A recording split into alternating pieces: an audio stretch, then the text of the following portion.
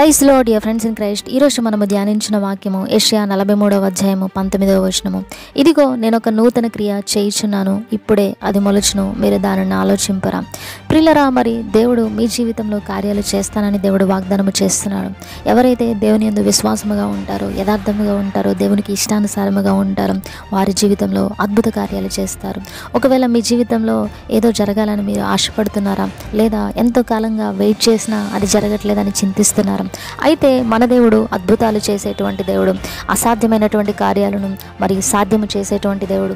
దేవుడు మాట ఇచ్చి నెరవేర్చే దేవుడు. మరి మిమ్మల్ని ఒంటరిగా విడిచిపెట్టడం. మరి మనము బైబిల్లో చూసినట్లయితే మరి అబ్రహాముని, శారాని మరి ముదిమి వయసులో దేవుడు వారిని జ్ఞాపకం చేసుకుని కుమారుని అనుగ్రహించారు. అదేవిధంగా దానియేలుని సింహాల బోనుల నుంచి కాపాడారు.